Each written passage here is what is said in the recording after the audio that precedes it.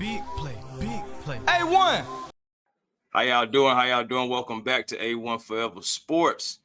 I have a special guest, man. I'm Chris Tipmore, of course, but I have a special guest today, and it is Coach West. Now, some of you may know him, some of you may not know him. So, for those who don't know this man, he is a state football champion, as it says, 2025 GHSA football champion 4A.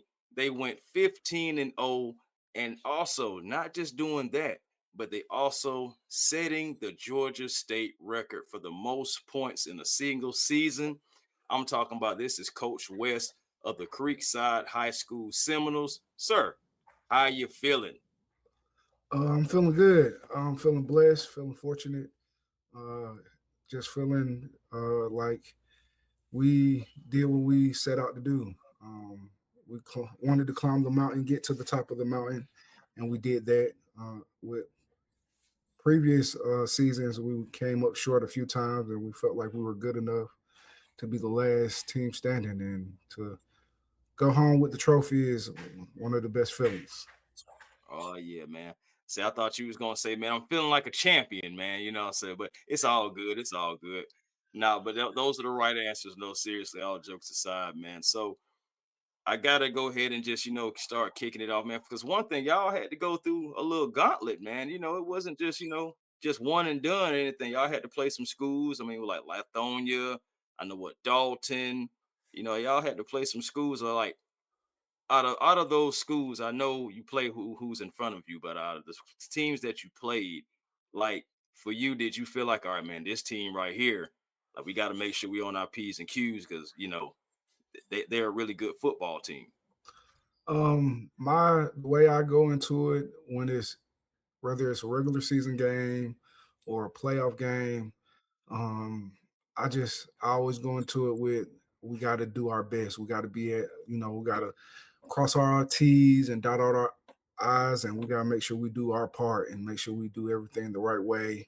The sense of urgency kicks up a lot when it's the state playoffs Hmm. because there's no second time around. You got to get it right the first time, and mistakes will come and hunt you, and can cost you a whole game. Which I've experienced that where we've made mistakes, and it really cost us the whole season. And so I'm proud of our guys. I'm proud of just our leadership from Dr. Troy, our athletic director, my head coach, Maurice Dixon, my assistant head coach, Rance McQuarrie, my offensive coordinator, Coach Trent Francis. I'm proud of our kids because we have been demanding of our kids, and they answered the bell. They really answered the bell and really wanted this to be remembered forever. It's one thing to win the championship, it's another thing to just put your own mark on it. Definitely, definitely. So okay, got to set the scene. When you walking into the Mercedes-Benz Stadium, knowing that a state title was up for grabs, as a coach, offensive line coach, what's going through your mind at that particular time? For me, going through my mind is I'm always pregame when we're going like because this was our second time going to a state championship game. So like I was just going through my checklists in my mind, like, hey, when this scenario comes up, because film doesn't lie.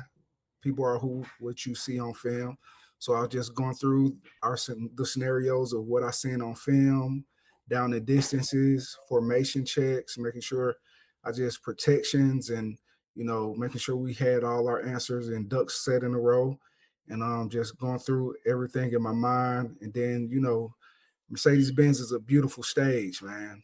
So you Yes. can't like we've been before, so you can't let the stage like overwhelm you. One of the things I always tell my kids and my unit, the offensive Mhm. line, the fatties, is we own the ground under our feet. So we're no matter where we're at, whether we're at home or whether we're away or whether we're at Mercedes-Benz Stadium, we make it Creekside.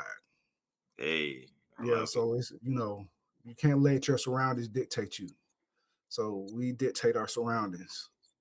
Oh yeah, I love that. We own the ground under our feet. Well, okay, so now you talked about getting there once before, coming up short.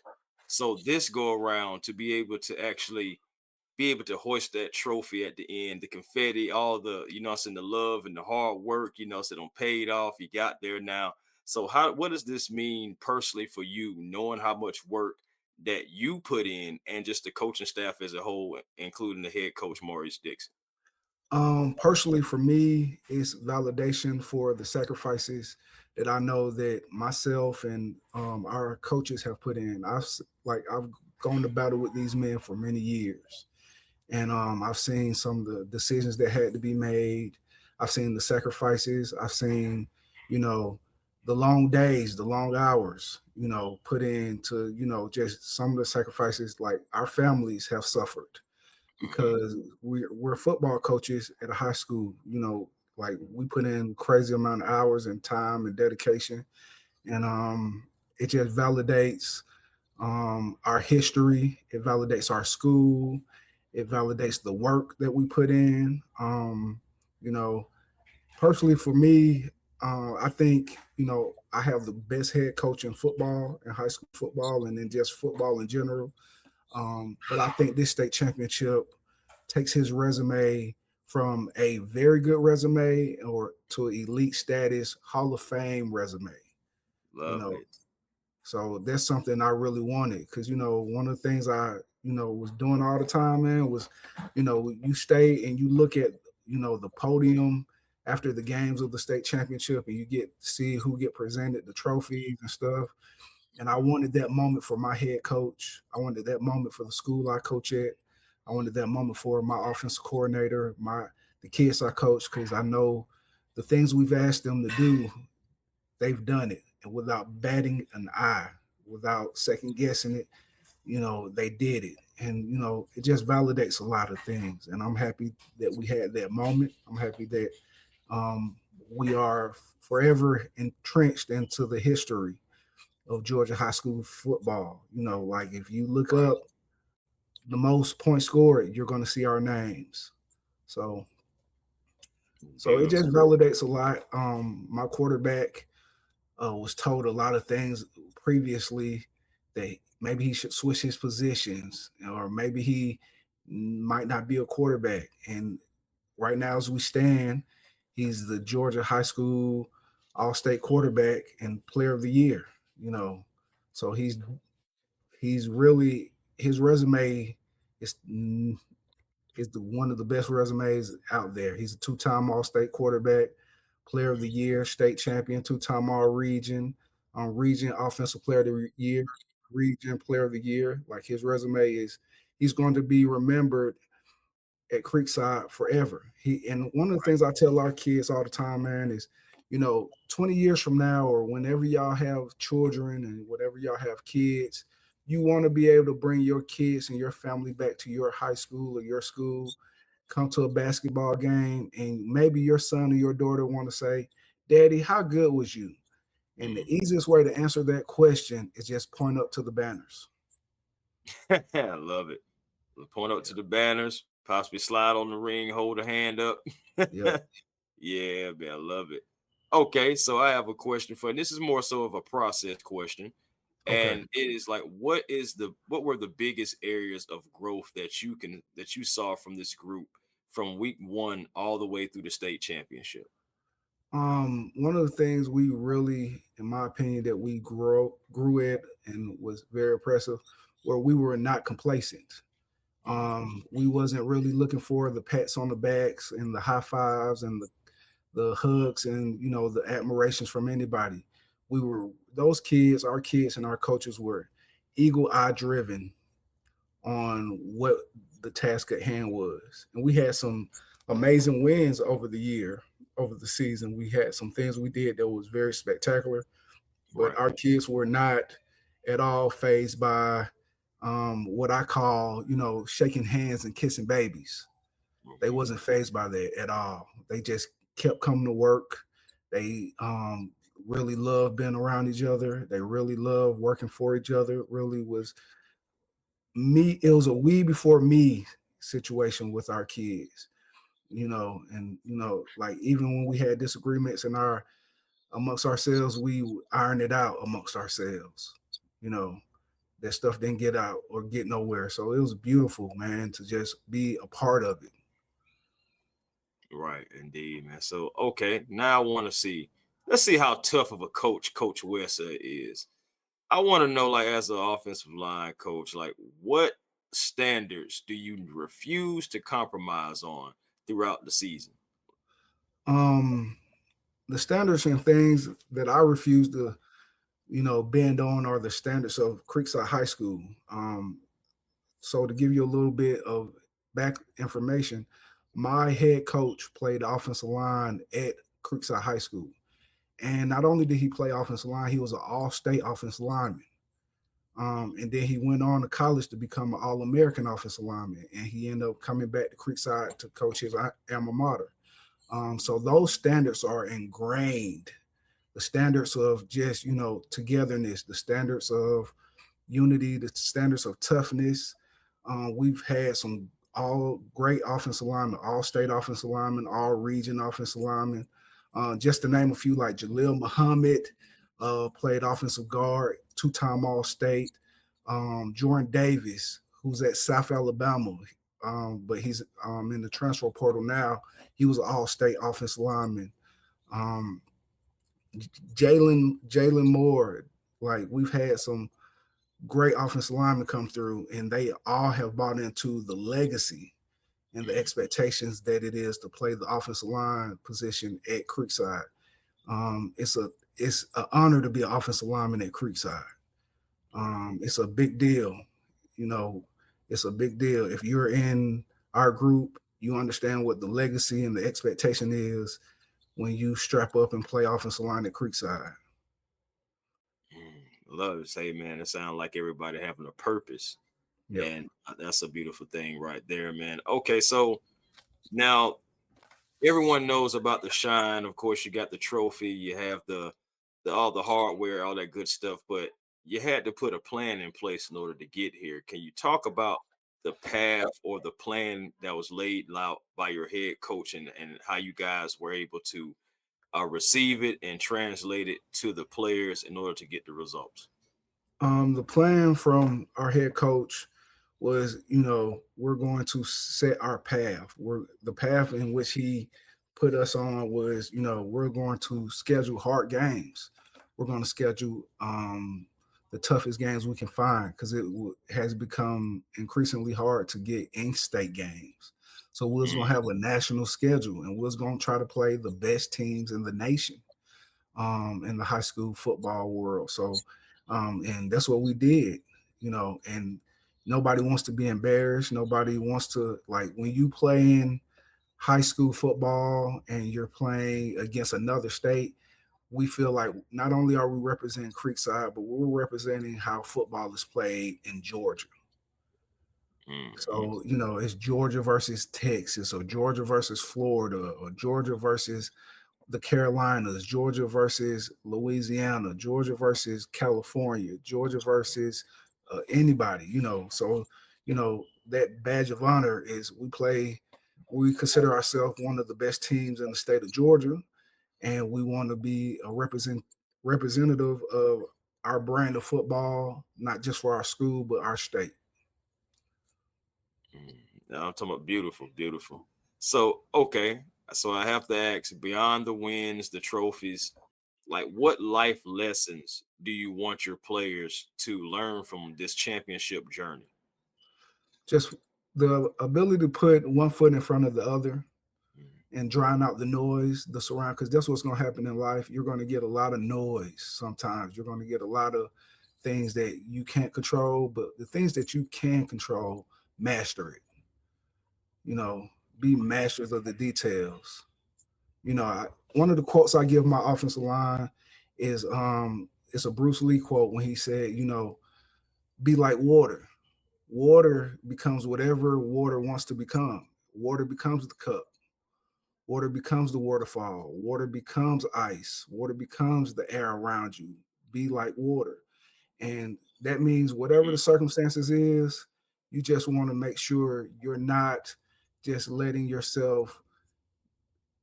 get all wrapped up into the circumstances and you become thermostat rather than being a thermometer. You see what I'm saying? Like you want to make sure you control the temperature in the room. And that's Facts. one of the things we try to do. And like as they go on to whatever fields they go on to in life, I'm going to be very proud about how they handle things when it's not going their way, when things are tough, when things are hard. That's what I'm going to be proud about, you know, because rings and trophies and banners, that stuff goes away after a while, but the life lessons stay forever. And that's what I'm gonna be proud about because I've gotten phone calls over the years about things that have happened to some of our kids and see them bounce back when they're grown.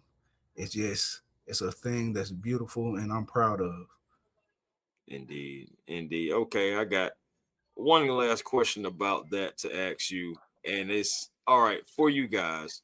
Like, what's next for Creekside, and how do you guys get back to this position that you're in right now, state champions once again? Like, what are the steps to get you guys to be in 2026? It's in Georgia High School State Association football champions. Those steps are just remember that you climbed the trophy. I mean, that you climbed the mountain. That's the thing, you know. If you one of the things I've studied over years is some of the greatest mountain climbers in the history of mountain climbing. And one of the things I think the young man's name is Alex. He said in the video, he said, when I got to the top of my first mountain, I knew for the rest of my life I could climb mountains. Love it. And so when he climbed the next mountain, he said, I knew I could climb this mountain because I climbed the previous mountain. So all the previous stuff we've done, the 2025 state championship, only lets you know in the bottom of your soul that you are capable of climbing mountains. Now the next mountain will be different. It's not going to be like the previous mountain, but you should know that you're very much capable of climbing the mountain and getting to the top of it. Love it. You know what I'm saying, man? See, that's what I'm talking about. And that's how you become a champion right there, man. Those life lessons, hearing those life lessons from Coach West right there, and he's preaching them to the kids. So, you may want to try to see if you can hook your kid up with, the Creekside program. They got something good going on over there. But before I let you up out of here, man, I gotta ask you a couple of NFL questions because, of course, I know that you're a Baltimore Ravens fan. So I gotta get your thoughts about Coach Harbaugh. What do you think the future is for him, and possibly even the best fit? Um, I'm appreciative of Coach Harbaugh. It's been 18 years. He's won a Super Bowl, um, multiple division championships, and I guess it's just all good things come to an end. I guess like sometimes things just happen, in this NFL football. Like nobody is going to be Coach Shula, and even Coach Shula had a last day he had to work. Right. And he's considered the greatest of the greats. And the great Bill Walsh had a day where he stopped coaching. So all of us, whoever blow whistles and um, work between the lines, know that our day is coming where we can't coach anymore. And he's going to have another opportunity somewhere because he's a good football coach, and I don't think he's done coaching. So I don't know what the best fit is. I think he's an elder coach, so he's not going to be looking to rebuild a program. He's going to be looking to step in and say, "Hey, we just got to fix this, and we'll be right in the dance," which is the NFL playoffs. But Right. to be honest, a great fit, I believe, would be the Atlanta Falcons. Mm, Um, what Atlanta kind of lacks, I think Coach Harbaugh has it. The ability to just be steady, the ability to, be able to transition quarterbacks. Because our transition in Baltimore from Joe Flacco, Super Bowl MVP, to Lamar Jackson really went smoothly. yeah. It really went smoothly. And that's good coaching from head coach and good planning. And he was able to, hire multiple coordinators to find good schemes over the years. that fit the personnel that we had through the draft. So I think Atlanta has a lot of talent. The Atlanta Falcons have a lot of talent, and I think Coach Harbaugh would be able to be a stabilizing hand in a division that does not have a great coach in it. I'm not saying nobody in the division is not great coaches, but I don't think other than the Tampa Bay head coach, I think he has a I Super suppose. Bowl on his resume as a defensive coordinator, but there's not a lot of Super Bowl winning head coaches in the division. Right. And Right. he would No, be that. yeah, man, just having that experience and being able to bring them in. Yeah, I mean, Atlanta Falcons, they have some options they have to look forward to, and Harbaugh is out there. But, a savvy guy like Harbaugh, he's not just going to be so easy to acquire. He's going to come with some things. He's going to definitely want to do things his way, I believe, as well. So, you got to come correct if you're going to come for a guy that stayed with one organization for as long as he did. Seriously. But okay. So with those Baltimore Ravens, you said that, but I see you got a dog's hat on just like myself. So I gotta ask you, how do you feel about the Georgia Bulldog season? Like now, before you go, I will say for me, I feel like as far as we got, that is, so not a bad job. I still feel like they had a heck of a season, considering the fact that they lack pass rush, etc. But I would love to know like what's your thoughts, seeing it from a coaching standpoint, for Coach Smart. I thought it was a great coaching job. I thought the people on the kids on defense, the defense coordinator and Coach Smart really helped those kids grow on defense. It didn't end the way that you wanted to end because every team in college football thinks they're going to be the one holding the national championship trophy. But Mhm. to go back to back SEC champions is not something to overlook. It's a big deal. I'm proud of the work that Coach Smart has done, the work that Coach Bobo has done, um, really putting together an offense around Gunnar Stockton and making that offense really go. I'm proud of those guys in Athens, man. They do a great job coaching football, and I think the future is bright. You know, I think what's going to happen next year could be a national championship year. I know we're in the age of NIL and Mhm. transfer portal and things of that nature, but I think the future is bright, and I think they did a great job coaching. And it's just hard to beat a team twice. It's like, oh, you beat Ole Miss before, and then in the playoffs you got to go against them again. It's hard to beat anybody twice. So, you know, so it just happens that way. But I think Georgia did a great job this year, even though they fell short of the ultimate goal. They take it with a grain of salt. We did that to Alabama on our way to one of our national championships. Yeah. Beat us earlier. We came back and got it when it mattered the most. So it happens. It's football. Last question before I let you go is just for any coach that's like young right now, up and coming. What advice would you give them to like help them like tread along and like kind of move forward within their careers or maybe their beliefs within themselves? One of the things that I did when I was younger was I had mentors, and I still have those mentors. I'm blessed to have those guys. Uh, like I've had Coach Kevin Bull Jones. I've had Coach Kim Braswell, Coach Bob Ross, Coach Jackie Green. I've had like the names go on and on. The head coach at Dublin High School, Coach Roger Holmes, is one of my mentors. Somebody I call if I have questions and different things. The great uh, Jeff Herron, five-time state champion, retired football coach, one of the hallmarks in the wing T offense. Uh, get somebody, if I was to give advice to a younger coach, get around coaches that have had success, coaches that have made mistakes and won games, and get around coaches. And one of the things I did, and I still do it, I'm a big believer in coaching clinics. I'm a big believer in going and sitting in coaching clinics and learning stuff that you never thought you would ever try to do because one day you're going to see it again and you got to be ready for it. Um, and like there's no bad books. I know we're in a different age now. I have a whole library of coaching books. I've burned a lot of flying miles going to different universities trying to learn. So there's never you never get to a place where you stop learning as a coach, because there's the game of football is constantly always evolving. So you always want to keep getting better.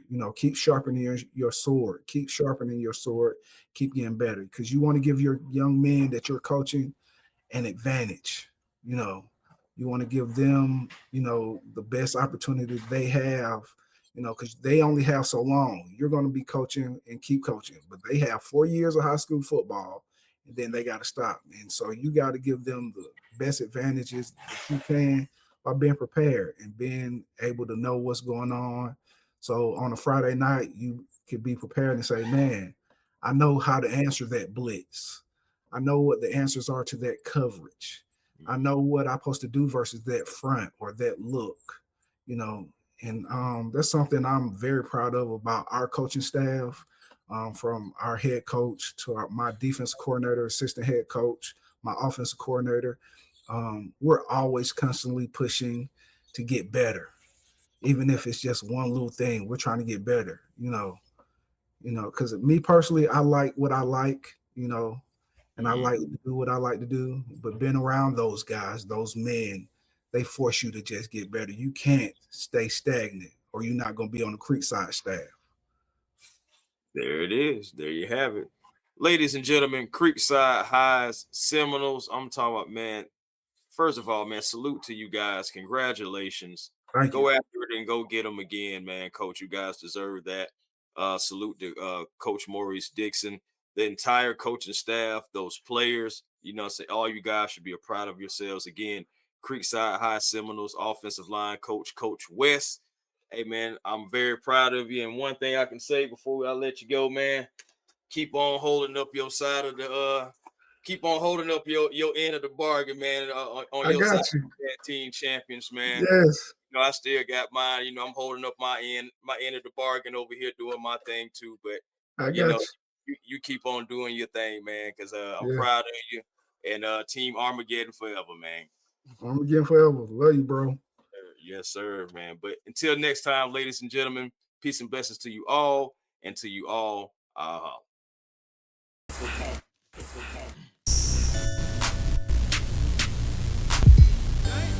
Cooler and a flyer too. A1, A1, A1. Yeah, truly. Cooler and a flyer too. Damn.